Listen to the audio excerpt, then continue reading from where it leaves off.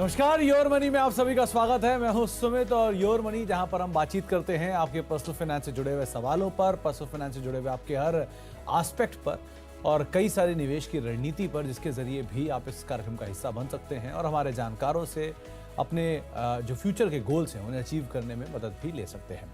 तो अगर आपका भी कोई सवाल है पर्सनल फाइनेंस से जुड़ा हुआ, तो आप इस कार्यक्रम का हिस्सा बन सकते हैं और अलग अलग माध्यम आपकी स्क्रीन पर आएंगे, यानी कि आप सोशल मीडिया के जरिए आस्क आवाज योर मनी इस हैशटैग का इस्तेमाल करके, आप ईमेल के जरिए यानी कि yourmoney@nw18.com पर, और व्हाट्सएप के जरिए यानी कि 70452200 इस पर व्हाट्सएप पे अपना सवाल भेजकर हमारे साथ इस कार्यक्रम का हिस्सा बन सकते हैं और साथ ही साथ आप अपना सवाल हमसे पूछ सकते हैं और पोर्टफोलियो अपना डिजाइन करा सकते हैं।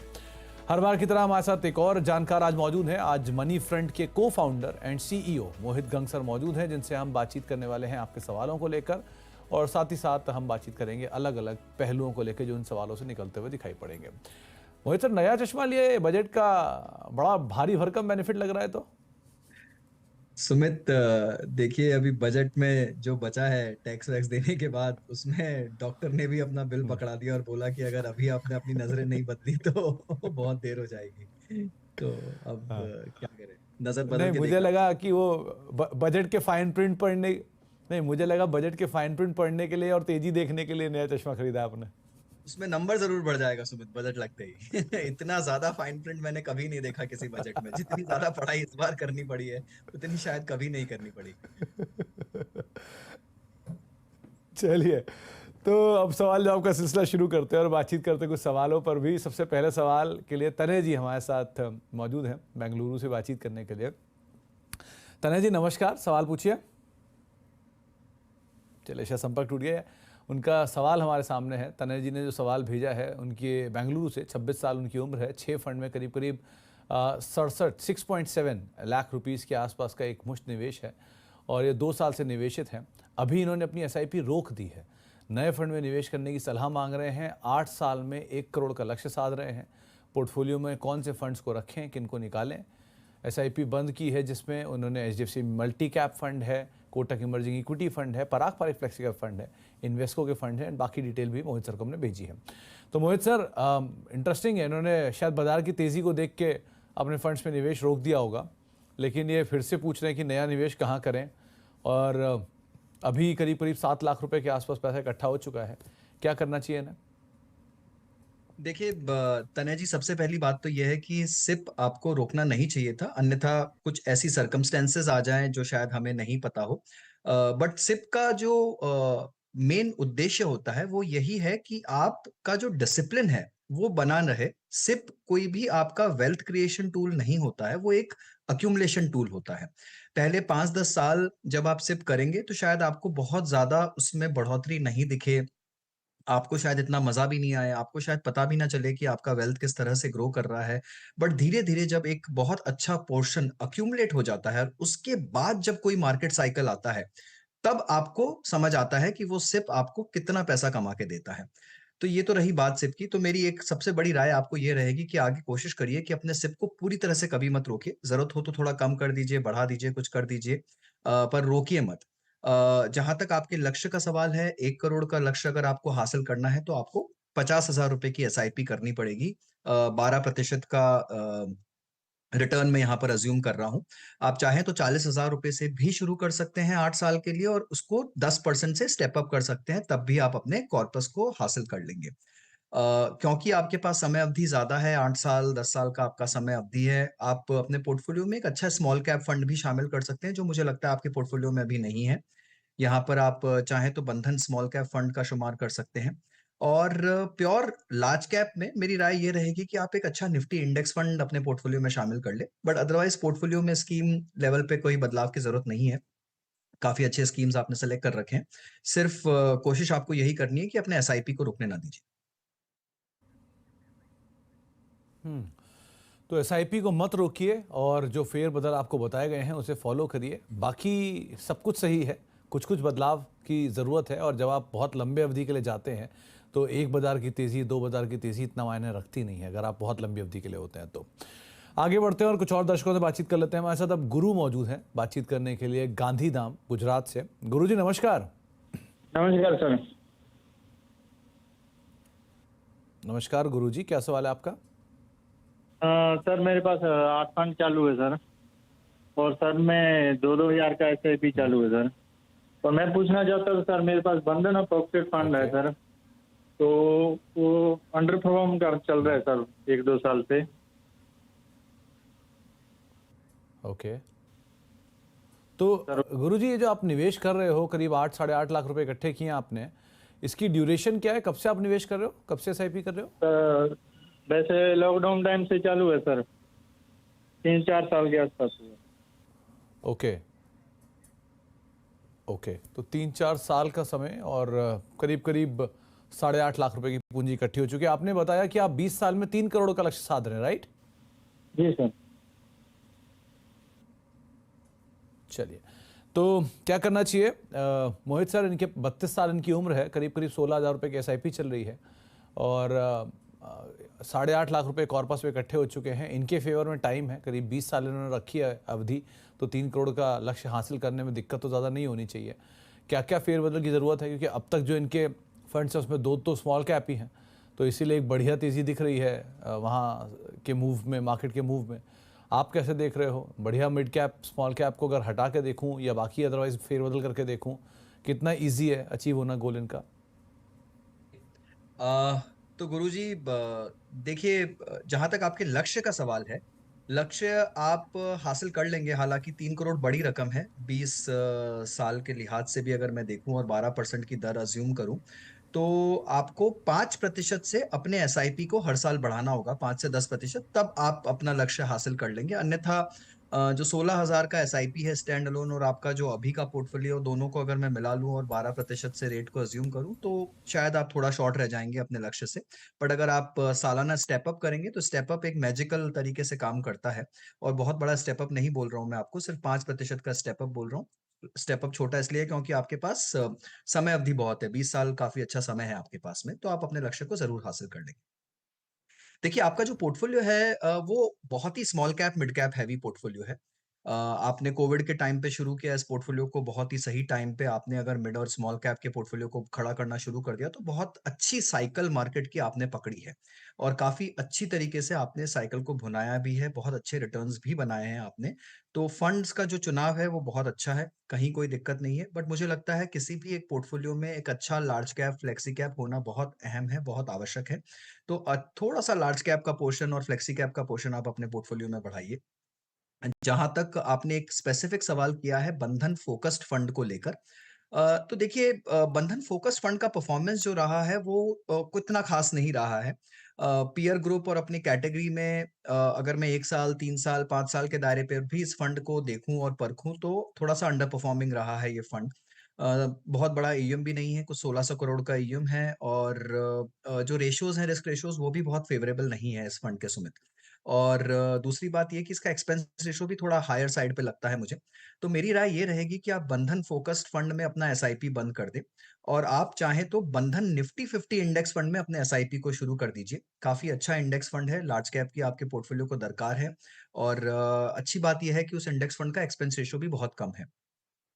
तो आप ये थोड़ा-सा एक बदलाव करिए अपने पोर्टफोलियो में। बाकी मुझे लगता है आपका पोर्टफोलियो काफ़ी ठीक चल रहा है। आपके पोर्टफोलियो में मुझे यूटीआई मोमेंटम फंड देखने को मिला, मुझे काफ़ी अच्छा लगा ये फंड देख के। I personally like that fund, तो इट्स अ ग्रेट चॉइस। तो बाकी स्कीम सिलेक्शन बहुत अच्छा है आपका, तो उस पे कायम रखिए। तो आप जो आपको स्कीम सिलेक्शन बताया गया है उस पर आप कायम रहिए। बंधन फोकस फंड को लेकर भी आपको राय दी गई है, थोड़ा स्टेपअप 5% के आसपास के स्टेपअप की ज़रूरत है, वो तो आप ज़रूर करिए, तब आपका गोल फिर भी इजीली अचीवेबल हो जाएगा। लेकिन थोड़ा स्टेपअप करने की ज़रूरत है और थोड़ा सा और इन्फ्लेशन को भी एक आधार मान के आप निवेश करें तो ज़्यादा बेहतर रहेगा। अब दिल्ली चलते हैं और वहाँ पर हमारे साथ विनय जी मौजूद हैं बातचीत करने के लिए। विनय जी नमस्कार, क्या सवाल है आपका? नमस्कार सर। मैंने ना सर अपना पोर्टफोलियो भेजा हुआ नमस्कार था, विनय जी। तो उसमें ना उसका रिव्यू जी। थोड़ा मुझे चाहिए था कि कैसे, क्या फंड का सिलेक्शन कैसे है, डाइवर्सिफिकेशन है कि नहीं है प्रॉपर। ओके, और आप करीब करीब 10,000 रुपये की मंथली SIP कर रहे हैं, राइट? हाँ हाँ, 10,000 की कर रहे हैं सर। बीच में मैंने शुरू किया था, कोविड से पहले शुरू किया था, एक्सिस ब्लू चिप में था और मेरा एसेट लार्ज कैप में था। तो वो फंड अभी आपके पास हैं या आप उनसे निकल गए? नहीं, ऐसा भी स्टॉप किया हुआ है लेकिन निकला नहीं हूँ मैं, वो फंड पड़ा हुआ है उसमें।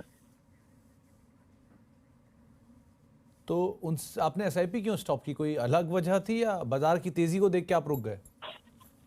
नहीं, तेजी की वजह से नहीं रुका था मैं, ये कोविड से पहले ही इन्वेस्टमेंट कर दिया था उसमें, तो और पीरियड में बंद कर दिया मैंने वो। ओके। तो मोहित जी, ये इन्होंने आपको पोर्टफोलियो भेजा हुआ है, 43 साल इनकी एज है, करीब 10,000 रुपये की एसआईपी चल रही है, 10 से 12 साल में 1 करोड़ का कॉर्पस आ रहे हैं। इन्होंने कुछ फंड्स में अपने निवेश को रोक दिया है और शायद 4 लाख रुपया के आसपास के ये एक मुश्त निवेश के लिए कुछ फंड्स के ऊपर राय भी मांग रहे हैं। आप कैसे रीड कर पा रहे हैं उनके सवाल को और क्या करना चाहिए ना? जी। तो विनय जी देखिए, सबसे पहले तो आपके लक्ष्य की बात कर लेते हैं। आपका लक्ष्य है कुछ 1 करोड़ का, तो वहाँ पर आप अगर 13,500 रुपए की एसआईपी कर रहे हैं, तो अगर 10% से उसे स्टेप अप करेंगे हर साल, तो आप अपने लक्ष्य को हासिल कर सकते हैं। अन्यथा आप 17,000 के आसपास की अगर एसआईपी करें और 5% से स्टेप अप करें, तब भी आप अपने लक्ष्य को हासिल कर लेंगे। फिलहाल का जो आपका एसआईपी है और जो आपका ऑनगोइंग कॉर्पस है, वो मिला के करीब आप कुछ 78 लाख के आसपास की रकम जुटा पाएंगे। तो थोड़ा-सा आपको स्टेप अप करने की, एसआईपी की रकम को बढ़ाने की आवश्यकता है। आपका जो पोर्टफोलियो है वो large, flexi cap, large and mid cap category में अच्छी तरीके से डाइवर्सिफाइड है। तो आपने इन कैटेगरीज को काफ़ी अच्छी तरह से कवर किया है। आपके पास में एक मिड कैप फंड भी है, कोटक इमर्जिंग इक्विटी, जो कि काफ़ी बेहतरीन फंड है उस कैटेगरी का। तो आपने मिड कैप को भी थोड़े हद तक कवर कर लिया है। काफ़ी आश्चर्य की बात ये है कि आपके पोर्टफोलियो में स्मॉल कैप फंड नहीं है। मुझे बहुत कम पोर्टफोलियो ऐसे देखने को मिलते हैं आजकल जहाँ पर स्मॉल कैप का एलोकेशन नहीं हो। और मैं चाहूँगा कि अगर आपकी समय अवधि 10 साल, 15 साल इतनी लंबी है, अगर किसी भी निवेशक की, आपकी ही नहीं, किसी भी निवेशक की अगर समय अवधि 7 से 10 साल के ऊपर की है, तो बहुत ही ज़रूरी है कि वो अपने पोर्टफोलियो में स्मॉल कैप का एलोकेशन भी रखे। थोड़ा रिस्की हो सकता है, थोड़ा वोलेटाइल हो सकता है, बट जहाँ पर रिटर्न की बात आती है, ये आपको एक थोड़ा-सा एडिशनल रिटर्न कमा कर दे सकते हैं, उसमें ये पूरी तरह से सक्षम है। तो उस कैटेगरी को शामिल करिए और इंडिया ग्रोथ स्टोरी में पार्टिसिपेट करना है, तो स्मॉल कैप से पीछा भी नहीं छुड़ा सकते हैं। थोड़ा रिस्की हो सकता है, थोड़े वैल्यूएशंस हाई हो सकते हैं अभी, बट आपकी समय अवधि अच्छी है, तो ज़रूर से ज़रूर स्मॉल कैप फंड का आप अपने पोर्टफोलियो में शामिल करिए। अ, देखिए, कुछ फंड जो है आपके पोर्टफोलियो में, अगर मैं शुरुआती तरीके से अपना पोर्टफोलियो बनाऊं तो शायद उन्हें शामिल नहीं करूंगा, बट अगर आपके पास ऑलरेडी है तो मैं उन्हें डेफिनेटली होल्ड करूंगा। आईसीआईसीआई ब्लू चिप हो गया, कोटक फ्लेक्सी कैप हो गया, ये काफी अच्छे एक्सेस ग्रोथ अपॉर्चुनिटीज हो गया, ये अच्छे फंड है, पर इनके एईएम बहुत बड़े हैं सभी फंड्स के, राइट? तो फंड में कोई बुराई नहीं है, काफी अच्छे फंड्स हैं, अपनी कैटेगरी के बेहतरीन फंड है, बट जैसे कोटक फ्लेक्सी कैप है तो बहुत ज्यादा बड़ा एईएम हो गया है। और परफॉर्मेंस भी अगर आप देखेंगे तो एट पार परफॉर्मेंस है, एवरेज इंडेक्स लेवल की परफॉर्मेंस देता है फंड।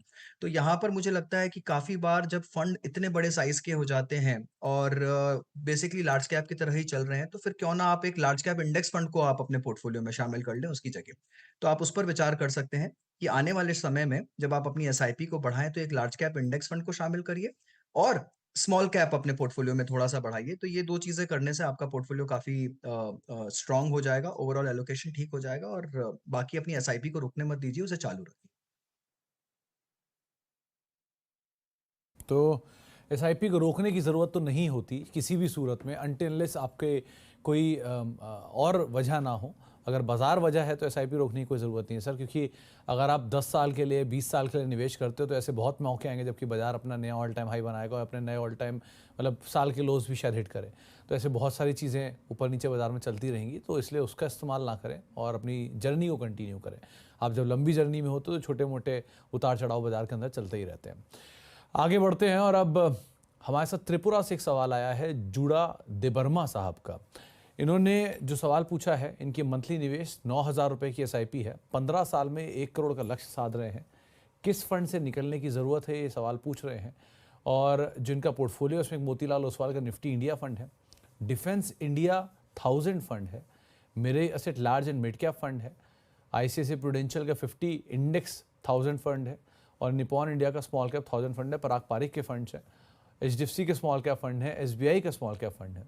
तो क्या करना चाहिए? पहले तो मोहित सर, आप इनके पोर्टफोलियो को देख ही पा रहे हैं, 2-3 ऑब्जर्वेशन मेरी हैं। एक तो इन्होंने बहुत ज़्यादा फंड्स का सिलेक्शन कर रखा है। दूसरा, बहुत सारा रिपीटेशन भी है इनके फंड्स में, क्योंकि स्मॉल कैप के 2 फंड हैं, डिफेंस का एक फंड है और साथ साथ एक मुश्त निवेश भी करा है इन्होंने डिफेंस फंड में, वहाँ पे अच्छी तेज़ी भी आ गई होगी। सो क्या क्या बदलाव की ज़रूरत है, ओवरहॉलिंग की ज़रूरत आप देख रहे हो यहाँ पे? जी बिल्कुल। तो देखिए, जहाँ तक आपके लक्ष्य का सवाल है, पहले उसकी बात कर लेते हैं। आप 15 साल की एसआईपी आप करना चाह रहे हैं 9,000 रुपए की, तो वो करीब-करीब आपको 45 लाख रुपए के आसपास इकट्ठा करके देगी।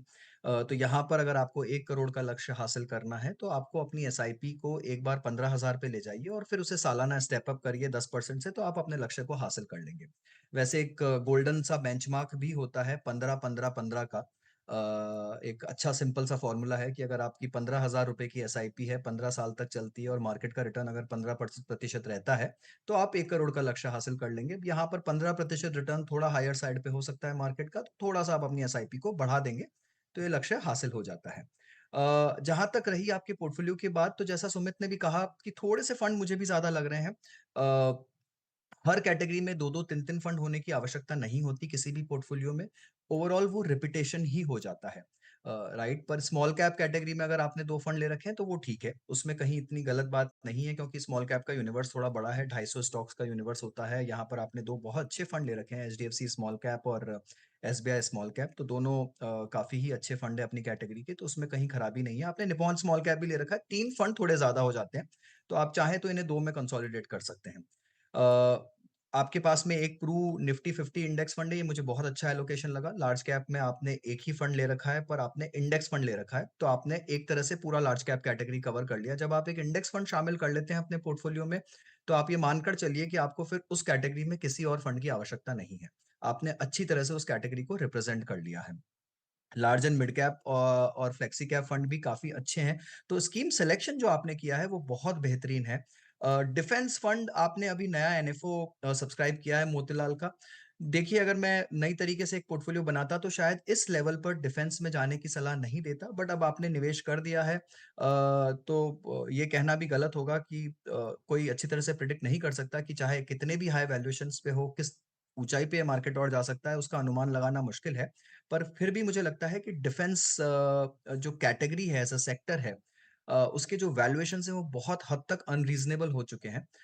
हालाँकि ये रैली कितनी भी लंबी जा सकती है, बट थोड़ा-सा वहाँ पर रिस्क ज़्यादा है। तो अगर आप कंफर्टेबल हैं उस रिस्क से और उस वोलेटिलिटी से और बहुत लंबे समय के लिए उसमें बना रहना चाहते हैं, तो अच्छी बात है। अन्यथा आप कंसिडर कर सकते हैं कि सेक्टोरल फंड को आप अपने पोर्टफोलियो में ना शामिल करें, क्योंकि काफ़ी बार ये ट्रिकी हो जाते हैं। But otherwise I think I like your overall portfolio. काफ़ी अच्छा आपने कंस्ट्रक्ट किया है उसे। थोड़ा-सा आप लार्ज और फ्लेक्सी की तरफ अपने पोर्टफोलियो को टिल्ट दे सकते हैं, और एक प्रॉपर मिड कैप फंड की कमी है आपके पोर्टफोलियो में, वो मुझे नहीं दिख रहा है। आपके पास मिराय का लार्ज एंड मिड कैप है, वो प्रेडोमिनेंटली लार्ज कैप फंड है। तो एक proper pure mid cap fund आप अपने पोर्टफोलियो में शामिल कर सकते हैं। आप चाहें तो ईडलवाइज़ मिड कैप फंड ले सकते हैं, या फिर कोई मिड कैप इंडेक्स फंड का आप चुनाव कर सकते हैं अपने पोर्टफोलियो में। ये आपके पोर्टफोलियो को काफ़ी अच्छे से फोर्टिफाई कर देगा। तो थोड़ा बहुत बदलाव, थोड़ा बहुत फेरबदल जो कि आपको करने की ज़रूरत है डेबरमा साहब, और अकॉर्डिंगली आप अपने निवेश के साथ बने हैं। थोड़ा स्टेप अप की भी ज़रूरत है, उसको भी आप ज़रूर आधार मानिएगा। एक ब्रेक का वक्त हो गया, ब्रेक के बाद लौटेंगे। मोहित सर हमारे साथ बने रहेंगे, उनसे कुछ और सवालों को शामिल करते हैं और बातचीत करते हैं छोटे से ब्रेक के उस पर। आप देख रहे हैं योर मनी, और हमारे साथ एक और ईमेल के जरिए सवाल आया है संदीप केरने जी का। इंदौर से इन्होंने सवाल भेजा है। इनकी उम्र 40 साल है और करीब 5,000 रुपये की ये एसआईपी करते हैं। पोर्टफोलियो इनका रफली 5 लाख रुपए के आसपास इकट्ठा हो चुका है। ये 10 साल में 50 लाख रुपए का एक लक्ष्य साध रहे हैं। किसी फंड से निकलने की ज़रूरत है, ये सवाल पूछ रहे हैं मोहित जी से। इनके पास कोटक इमर्जिंग इक्विटी फंड है, निपॉन इंडिया का स्मॉल कैप फंड है, एचडीएफसी टॉप 100 फंड है, एसबीआई कॉन्ट्रा फंड है, मल्टी कैप फंड है, और इनका एक मुश्त निवेश भी है आईसीआईसीआई प्रूडेंशियल के लार्ज एंड मिड कैप में, प्रूडेंशियल मल्टी एसेट फंड में, और एक और अपॉर्चुनिटी फंड में, मैन्युफैक्चरिंग फंड में। सो मोहित सर, सेम वही कि बहुत सारे फंड्स में निवेश, और गोल तो इनका अचीवेबल है, बट निवेश बहुत ज़्यादा है और बहुत ओवरलैप है। आप क्या कहोगे? बिल्कुल सुमित, आई थिंक देखिए संदीप जी, अच्छी बात है कि आप अपने लक्ष्य की तरफ अच्छे से निवेश कर रहे हैं। आप एक मुश्त भी कर रहे हैं जब जब आपके पास में आ रहा है, और एसआईपी भी कर रहे हैं। मुझे ये बात बहुत अच्छी लगी। अक्सर मैंने देखा है कि निवेशक सिर्फ एसआईपी करके छोड़ देते हैं, उनके पास कभी बोनस की या एक्स्ट्रा रकम आती है तो वो उसका एक मुश्त निवेश नहीं करते हैं, पर आप वो भी कर रहे हैं टाइमली। तो ज़रूर ही आप अपने लक्ष्य को हासिल कर लेंगे। हालाँकि आपको लक्ष्य को साधने के लिए थोड़ा-सा अपना एसआईपी की रकम को बढ़ाना पड़ेगा। आई थिंक आपको 15,000 तक अपनी एसआईपी की रकम को बढ़ाना होगा या फिर आपको थोड़े से स्टेप अप्स करने पड़ेंगे अपने लक्ष्य को हासिल करने के लिए। पर जो बड़ी बात है, वो ये है कि देखिए आपके पोर्टफ़ोलियो में मुझे लग रहा है कि आप ओवर कॉन्संट्रेटेड है एक पर्टिकुलर एएमसी पे। जितना भी आपने लमसम किया है मुझे नहीं पता कि उसका क्या कारण है, आपने एक ही एएमसी के 4-5 फंड्स में कर दिया है। राइट और उन फंड्स में भी अगर आप देखेंगे स्कीम्स में बहुत हाई ओवरलैप है। तो ऐसा नहीं है कि उनके पोर्टफोलियो बहुत बहुत ज़्यादा मेजरली अलग हैं, उनकी कैटेगरीज़ भी कुछ-कुछ सिमिलर तरीके की है, flexi cap, large and mid cap एक तरह से सारे डाइवर्सिफाइड फंड्स हैं जो आपने उसी एएमसी के ले रखे हैं। तो मुझे नहीं लगता कि इतना ज़्यादा आपको स्प्रेड आउट होना चाहिए कभी भी अपने इन्वेस्टमेंट्स में क्योंकि उससे ज़्यादा डाइवर्सिफिकेशन नहीं मिलता, ओवरलैप ही बढ़ता है और आपकी खुद की जो हैसल होती है उसे मैनेज करने की, उसे ट्रैक करने की वो भी बढ़ती है। तो थोड़ा-सा उसे कंसोलिडेट करिए, जो 4-5 स्कीम्स आपने आईसीआईसीआई की ले रखी है, आप चाहें तो उन्हें बड़ी आसानी से कंसोलिडेट करके किसी 2 स्कीम में कन्वर्ट कर सकते हैं। तो जो भी आपके सेक्टोरल फंड्स हैं, जैसे आपने कुछ ले रखे हैं वहाँ पर, उन्हें आप मर्ज कर दीजिए आपके फ्लेक्सी कैप या large and mid cap category के फंड्स में, तो थोड़ा-सा आपका पोर्टफोलियो कंसोलिडेट हो जाएगा। अ बाकी ओवरऑल अगर मैं आपके स्कीम्स को देखूँ तो इतना कुछ गलत नहीं है आपके स्कीम्स में। आपने एक मिड कैप फंड ले रखा है कोटक का, निप्पॉन का आपके पास में स्मॉल कैप फंड है।